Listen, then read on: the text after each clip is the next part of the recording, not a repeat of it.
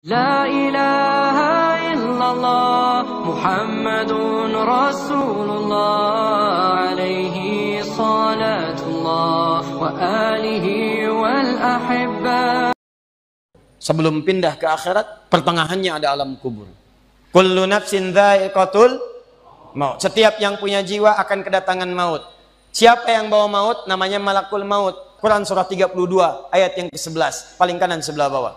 Qul yatawaffakum malakul mautil ladzi wukkila bikum. Kata Allah, katakan Muhammad kepada semua umatmu, setiap yang punya nyawa itu akan diutus malakul maut untuk mencabut nyawanya.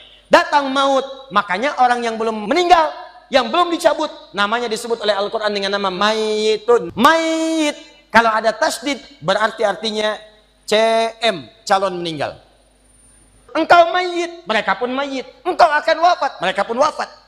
Cuman Allah membedakan waktu-waktu wafatnya. Barangkali tidak sama semuanya. Kalau datang maut, maut ini mengambil nafas, diambil tasdidnya nih, ambil ke atas. Begitu diambil, qul yatawaffakum malakul mautil ladzi wukkila bikum. Kullu nafsin dha'iqatul, ya ayyatuhan nafsul mutmainnah, sesuatu yang tenang. Mayitun, masih ada nyawa, diambil malakul maut jadi mayitun. Begitu pindah alam kubur, datang malakul maut, dicabut nyawanya, maka diwafatkan, ditinggalkan dunia ini. Maka orang mengatakan telah meninggal dunia. Artinya apa? Ditinggalkan dunianya. Lihat sini, fokus. Karena alam kubur beda sifatnya dengan dunia, lain tempatnya, lain keadaannya, maka lain pula bekalnya. Jangankan alam kubur, beda tempat di dunia saja sudah beda keadaannya. Anda orang Indonesia ingin datang ke Malaysia, kalau bekalnya tidak ada Anda bawa, tidak akan mungkin Anda bisa masuk. Apa di antara bekalnya? Ada paspor yang mesti distempel begitu masuk imigrasi. Pergi lebih jauh lagi, misalnya saya pengen ke Australia, maka Anda harus ngajukan untuk mendapatkan visa. Lebih jauh ke Amerika, visanya bisa lebih sulit lagi. Maka bagaimana dengan alam kubur yang sifat keadaannya beda dengan dunia? Makanya bekalnya pun tidak akan sama. Jadi kalau Anda cuma mengumpulkan bekal dunia, maka semua bekal itu akan ditinggalkan saat di dunia. Maka orang mengatakan meninggal dunia, maksudnya meninggalkan dunia dengan semua bekalnya. Jadi semua yang kita dapatkan di dunia, rumah yang luaskah, mobil yang mewahkah, kalau sudah meninggalkan semua alam dunia itu, maka hilanglah semua yang kita kenakan. Walaupun Anda koleksi yang bagus-bagus, tetap tidak akan pernah dibawa. Kita mesti sadar teman-teman sekalian, pertama kata Allah kita akan wafat. Jadi antum kalau melihat di cermin tuh, ngaca dulu, tunjuk wajah antum, wafat. Kamu akan wafat. Ketika Anda sadar Anda akan wafat, meninggalkan dunia ini, maka Anda mesti paham, udah punya bekal belum untuk pulang?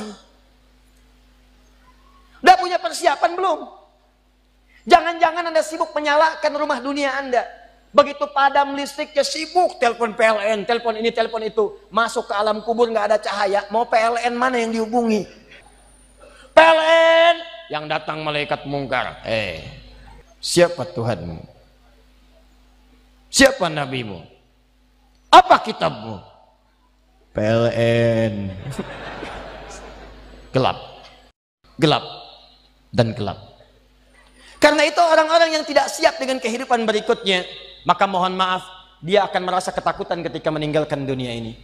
Bahkan ada yang saking takutnya, malaikat langsung bergerak untuk memaksa dia cepat meninggalkan tubuh dunianya. Muncul Quran surah ke-8 ayat ke-50. Kata malaikat, kamu ini susah banget pulangnya, maka dipukulin oleh malaikat. Pukul, pukul, pukul, pukul. Teman-teman, karena alam kubur itu bekalnya bukan bekal dunia, maka Anda tidak akan pernah bisa membawa cahaya dunia ke alam kubur. Maka saya ajak Anda pada malam hari ini, coba ayo kita berubah. Tolong pikir baik-baik, tidak akan ada yang abadi. Dan besok pun belum tentu hidup. Demi Allah saya katakan, Allah bisa mewafatkan kita pada malam hari ini. Saya cuma mau tanya sebentar aja renungkan. Tolong tanya pertanyaan saya ini, tanyakan pada diri Anda sebelum tidur. Kalau Allah wafatkan Anda pada malam ini, sudah siapkan Anda dengan bekal pulang Anda kepada Allah?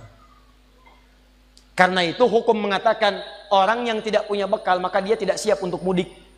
Dunia saja tidak punya bekal, malu mudik. Tapi yang punya bekal, oh dia nyari sebanyak-banyaknya. Begitu sebelum berangkat, tiba waktunya raya, dia siapkan. Luar biasa. Kenapa? Karena tahu dia punya bekal untuk pulang. Jadi kalau dunia saja punya sifat mudik, maka akhirat pun demikian. Orang-orang yang punya petaknya cuma dunia saja, maka selesai hidupnya di sini.